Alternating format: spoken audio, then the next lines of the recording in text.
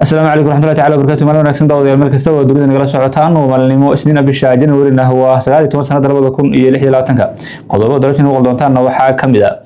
madaxweynaha Somaliland ayaa safar uga baxay wadanka Istaga Imaaraadka Carabta. Wadankaasi ayaa ah markaasi gabiyaanba wadan ay dowladda Soomaaliya aad uga cabsi qabtay inuu aqoonsado Somaliland. Haddaba safarkan uu ku tagay madaxweyne Cabdiraxmaan Cirre ayaa nigi doona oo ay sidoo kale warar kala duwan ka soo baxayaan oo ku aadan in Israel uu si aadi doono iyo waxaan eegi doonaa gabiyaanba hawlaha markaasi ku saabsan safarkaasi. Laba qodob ayaan ugu waaweynay wararka tilmaamayaan safarka madaxweyne Cabdiraxmaan Cirre uu ku tagay ama uu uga baxay markaasi wadanka Imaaraadka Carabta. Biyuu la soo laaban doona aqoonsiga Somaliland bisha wuxuu la soo noqon doona markaasi arrin kale oo weyn oo isaguna markaasi gabiyaanba ay Somaliland ku daba joogto ama ku raad joogto ayaan eegi doonaa. Dhinaca kale waxa warbaahinta bariga dhexe Iran iyo kuwa markaa Israel ay qorayaan in shirkadihii ugu waaweynaa ee wadankaasi Israel inay ku qulqulayaan gudaha Somaliland. Laba shirkadood oo weyn ayaa xadii ku dhawaaqay inay aadayaan dhanka Somaliland isla markaana ay halkaasi maal gashanayaan. Waxaan eegi doonaa labadan shirkadood iyo gabiyaha markaasi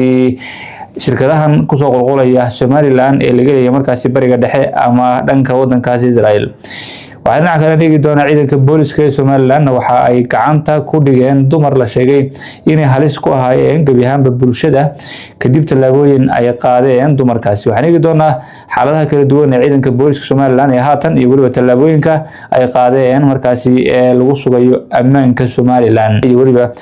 xaaladaha kala duwan ee halkaasi ka jira. Maalintii labaad ayaana wadanka Djibouti uu internet la'aan yahay halka maalintii 11aad ay internet la'aan yihiin dalka Iran.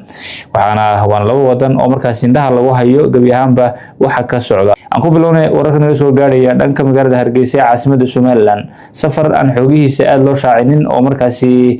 la koobay ayaa madaxweyne Cabdiraxmaan Cirre ugu ambaxay wadanka Istaga Imaaraadka Carabta. Waxa madaxweyne Cabdiraxmaan Cirre iyo xukuumadda Somaliland ay baryahan adeegsataa markaasi arrimo kala duwan oo la xiriira in gabiyaanba la koobo xogaha laga helayo dhaqaaqyada kala duwan ee xukuumaddu ay sameynayso iyo waliba in mararka qaar la sameeyo marin habaabin loo sameynayo cid walba oo daba socota markaas safarka madaxweyne Cabdiraxmaan Cirre ama hawlaha ay xukuumaddu ku hawlan tahay. Haddaba safarkan uu ku tagayo ama uu uga baxay markaas saakirnimadii hore wadanka Istaga Imaaraadka Carabta ayaa inta badan la isku dayay in markaasi gabiyaanba la qariyo. waxaana madaxweyne Cabdiraxmaan Cirre safarkiisa uu wadankaasi ku tagayo uu ku saabsanaa taageero iyo sidoo kale gabiyaanba in wadanka Imaaraadka Carabta ay ka wada fadhiistaan arinta gobolka Geeska Afrika. Xogo waxa jira hoose oo sheegaya in Imaaraadka Carabta uu yeelay isla markaana uu doonayo inuu kala tashado xaaladda gobolka, inuu kala tashado qalab ciidan iyo sidoo kale gabiyaanba sanadii iyo diblomaasiyiintii ka joogay Muqdisho in loo soo wareejiyo Hargeysa in arrimahaasi markaa ay jiraan oo wadanka Imaaraadka Carabtu wixii ka dambeeyay wadanka Yemen dagaalkii ka dhacay iyo waliba in Soomaaliya ay qaaday tallaabadaasi waxa uu bilaabay markaasi la tashiyo iyo sidoo kale inuu dib isugu laabto oo uu ka tashado arrimihiisa gudaha ayaa ka socotay maalmihii ugu dambeeyay. Markii la tashiyada ay dhamaadeenna waxa hadda loo yeedhay markaasi madaxweyne Cabdiraxmaan Cirre waxaana ay muujinayaan in Imaaraadka Carabtu uu go'aan soo gaadhay go'aankaasina uu doonayo markaa inuu la wadaago madaxweyne Cabdiraxmaan Cirre. go'aankaasi wuxuu noqon doonaa in Somaliland uu aqoonsaday isla markaana gabiyaanba wixii Geeska Afrika kaga saabsanaa in uu ku wareejinayo magaalada Hargeysa oo halkaas uu ku soo wareejinayo magaalada Berbera. wasaaradda arrimaha gudaha Jamhuuriyadda Somaliland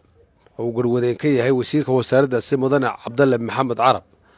ayaa maanta soo saartay go'aan lagu jaangooynayo qiimaha laga qaado kaarka dhalashada muwaadiniinta Jamhuuriyadda Somaliland kadib markii ay cabasho badan ka timi isagoo wasiirku ka duulaya ilaalinta bulshadiisa iyo sidoo kale naxariisashada dadka danyarta ayaa waxa wasiirku soo saaray wareegto lagu jaangooynayo qiimaha iyadoo hoos looga dhigay qiimihii hore looga qaadi jiray dadka qaadanaya kaarka dhalashada Jamhuuriyadda Somaliland kaasoo dhowaan wasaaradda arrimaha gudaha ku soo rogtay dhammaan dadka reer Somaliland inay qaataan iyadoo laga duulay adkeynta amniga. warqadda ka soo baxday xafiiska wasiirka wasaaradda arrimaha gudaha Jamhuuriyadda Somaliland mudane Cabdalle Maxamed Carab oo nuqul ka mid soo gaaray Bulsha TV ayaa waxa lagu socodsiiyay dhammaan laamaha ay khusayso waxaana lagu yiri warqadaasi ujeedo jaangooyn qiimaha lagu qaato kaarka dhalashada Jamhuuriyadda Somaliland mudanayaal markaan tixgeliyay ayaa uu yiri wasiirka wasaaradda arrimaha gudaha Jamhuuriyadda Somaliland cabashooyinka dadka shacabka ah ee soo gaaraya xafiiska wasiirka wasaaradda arrimaha gudaha iyo amniga Jamhuuriyadda Somaliland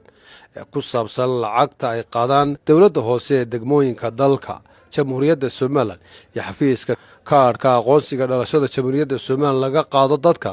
qiimo lacagteedu ay dhan tahay 150,000 oo shilinka Somaliland.